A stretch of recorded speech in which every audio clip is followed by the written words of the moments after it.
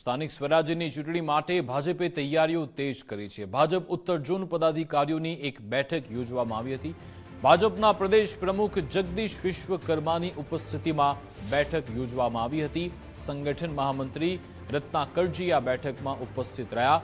કચ્છ, વાવ, થરાદ, સાબરકાંઠા, બનાસકાંઠાના પદાધિકારીઓ હાજર રહ્યા। અરવલ્લી, મહેસાણા, ગાંધીનગર, પાટણના પદાધિકારીઓ હાજર રહ્યા। પદાધિકારીને ચૂંટણીલક્ષી માર્ગદર્શન પણ પૂરું પાડવામાં આવશે અને આજ અંગે વિસ્તૃત વિગત આપશે અમારી સાથે રીમા દોશી લાઈવ જોડાઈ ગયા છે। રીમા, હવે ભાજપના ઉત્તર ઝોન પદાધિકારીઓની બેઠક મળી રહી છે, શું ઉદ્દેશ્ય છે આમાં, કયા લક્ષ્યાંક સાથે ભાજપ આગળ વધી રહી છે?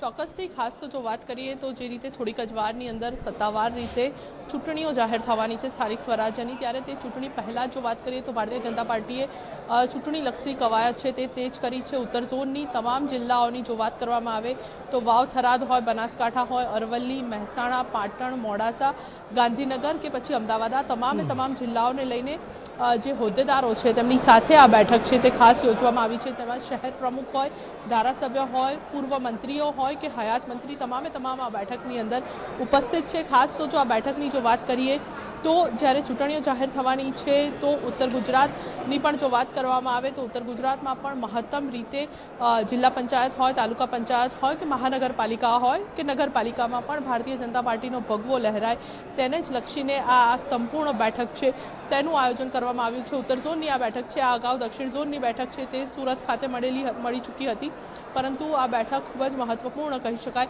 થોડીક જ વારમાં જગદીશ વિશ્વકર્મા છે તે અહીંયા આવી પહોંચશે અને આ બેઠકની જે શરૂઆત છે તે થવાની છે। બેઠક પૂર્વે આપ જુઓ તમામ જિલ્લાના જે હોદ્દેદારો અહીંયા પહોંચ્યા અને રજીસ્ટ્રેશન સહિતની તમામ અલગ અલગ કામગીરી છે તે કરવામાં આવી, પરંતુ થોડીક જ વારની અંદર આ બેઠક શરૂ થશે અને ખૂબ જ મહત્વપૂર્ણ માર્ગદર્શન છે તે જગદીશ વિશ્વકર્મા અને સંગઠન મહામંત્રી રત્નાકરજી દ્વારા આ તમામ હોદ્દેદારોને આપવામાં આવનાર છે। સાથે જો વાત કરીએ તો આજથી ભારતીય જનતા પાર્ટીની સેન્સ પ્રક્રિયા પણ શરૂ થઈ ચૂકેલી છે। આવતીકાલથી અન્ય જે જિલ્લાઓ છે ત્યાં પણ સેન્સ પ્રક્રિયાનો પ્રારંભ છે તે 2 દિવસ સુધી થવાનો છે, 2જી અને 3જી તારીખ દરમિયાન।